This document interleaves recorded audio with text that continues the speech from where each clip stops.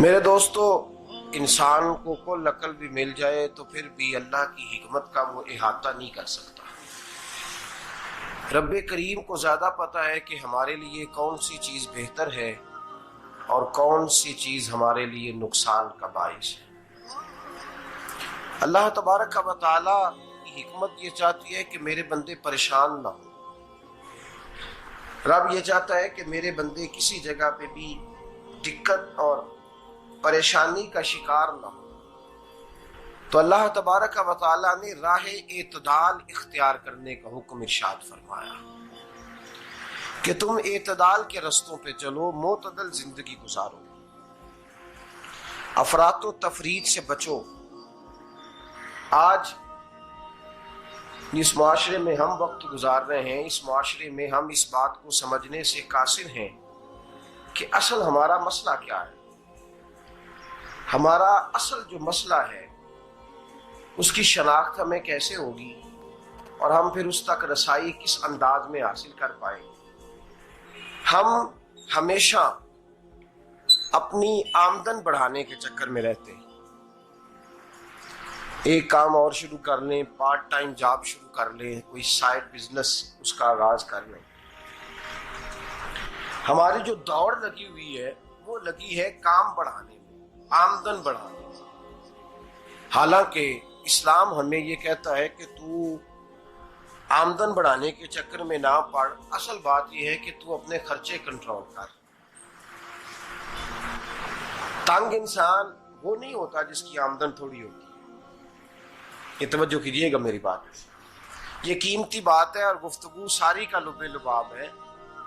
तंग बंदा वो नहीं होता जिसकी आमदन थोड़ी होती है। असल परेशान वो होता है जिसके खर्चे ज्यादा होते हैं। और हमारा जो रोजमर्रा का नुकसान हो रहा है ना, वो आमदन के मामलात में नहीं हो रहा। बुनियादी नक्श जो वाकया हो रहा है वो ये है कि हमारे अखराजात ज्यादा, और वो अखराजात किसी और ने नहीं बढ़ाए। वो खर्चे हमने खुद बढ़ा लिए हैं और अब हमें उसका नुकसान भुगतना पड़ रहा है। और अगर आप सही मानों में टटोलें तो जो बहुत अमीर लोग हैं वो तो उन खर्चों से बच गए। मैंने बहुत सारे ऐसे खत्मात में शिरकत की है। मैं बहुत सारी ऐसी जगहों पे गया हूं कि जहां लोगों ने बड़ा मुख्तसर सा खत्म दिलाया है तो हो गया है खत्म। खत्म के मामले में कब किसी ने पाबंदी लगाई है कि उसमें 200 आदमी शरीक होगा तो तब ये साले सवाब सही हो सकेगा? कौन कहता है? या शादी के मौके पर अगर सारे बहन भाइयों को न बुलाया गया तो मेरी शादी पाया तकमील तक नहीं पहुंचेगी, इसमें बरकत नहीं होगी। ये किसने फतवा दिया है? मोतदल जिंदगी का इस्लाम हुक्म देता है। मैं पढ़ रहा था कि एक बहुत बड़ा सदर है, गालबन सूडान के सदर की बात हो रही थी, तो अपने बेटे की बारात लेके गया तो 4 लोग गए हैं बारात, और 15 लोगों का उसने एहतमाम किया अपने घर में खाना खाने का। तो क्या शादी हो गई कि रुक गई? तो भाई राग अलापना इस बात का कि बड़ी परेशानी है, कोई साइड बिजनेस शुरू किया जाए फलान जगह फलान जगह फलान जगह। तो असल मामला ये है कि पहले एक बंदा कमाता है तो फिर भी घर ही चलता है, फिर बड़ा बेटा साथ शामिल होता है तो फिर भी घर ही चलता है, फिर मंझला बेटा शामिल होता है तो फिर भी घर ही चलता है।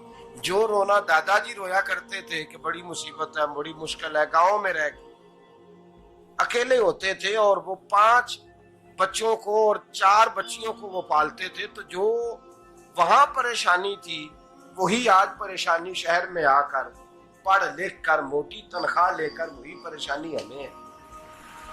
तो मैं जिस नतीजे पे पहुंचा हूं इसको पढ़ के, कुरान मजीद की चंद आयात को देखकर और इस मफहूम की जो हदीसें कुतुब हदीस में पाई जाती हैं और हमारे बुजुर्गों ने हमें जो मिजाज इस हवाले से दिया है, मैं इस नतीजे पे पहुंचा हूं कि मसला आमदन का नहीं, मसला खर्चे का है। हमारे खर्चे बुनियादी तौर पर ज्यादा, और अगर फिर हम ज्यादा बोझ खवातीन पे डालते हैं कि वो मुतालबे ज्यादा करती हैं। और अगर आप मुझसे पूछें तो खवातीन की भी अगर किसी जगह कोई आदत खराब होती है तो उसमें असल किरदार उसका होता है जो वो आदत खराब तो क्यों अपने गले से उतार के आप किसी के गले में बात डालने के चक्कर में है? वो खवातीन की तबीयत नहीं ऐसी है। असल बात यह है कि हमने आदत डाली है, हमने ये मिजाज उनको दिया है तो उनका बना है, न कैसे बन सकता।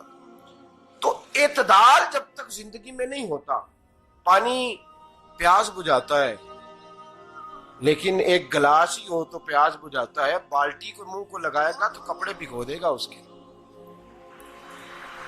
हालांकि पानी बुरी चीज का नाम नेमत है ना, बहुत बड़ी अल्लाह की, लेकिन प्याले में ही अच्छा लगता है। कोई मटका मुंह को लगाएगा तो तंग होगा, प्याला ही बेहतर है उसके लिए। तो मेरे दोस्त, मटके से भी बाज़-औक़ात काम चल जाता है, लेकिन अगर कोई कहे नहीं मुझे दरिया ही चाहिए तो उसका तो घर बह जाएगा, सारा घर बह जाएगा उसका। हमें दरिया काबू करने का मूड बनाया हुआ है तो इससे घर बहा करते हैं, इससे घर बना नहीं करते। घर प्याले से पानी पीने से बनता है। अगर तू दरिया पे कब्जा करने का मूड बनाएगा तो घर बनेगा नहीं, घर बह जाएगा। आग ना हो तो खाना पक नहीं सकता, लेकिन हल्की आंच से खाना पकता है। और अगर आंच तेज कर दी जाए तो जी, करीने क्यास बात कर रहा हूं मैं, अकल से मावरा नहीं कर रहा। करीने क्यास समझाने के लिए मिसालें दे रहा हूं। हल्की आंच पे खाना पक जाता है और आग तेज हो तो खाना जल जाता है। तो खाना उतनी देर खाने के काबिल रहता है जब तक वो हल्की आंच पे पकता है। तू जितनी मर्जी तू कहता है नहीं मेरा गुजारे नहीं, आग तेज होनी चाहिए, तो मियां जल जाएगा, जल जाएगा। हवा न मिले तो सांस नहीं आती, ठीक है? ऑक्सीजन ना हो तो सांस, हवा ना चले तो गुजारा नहीं होता। लेकिन अगर तेज जले ना, अगर तेज जले तो तेज चले तो आंधी और तूफान बन जाए तो छतें गिरा देती है, जाने ले लेती है। हम हैं तूफान के चक्कर में, हम हैं दरिया के चक्कर में, हम हैं बड़े नाव के चक्कर में। तो मियां हल्की आंच ही अच्छी है, याद रख।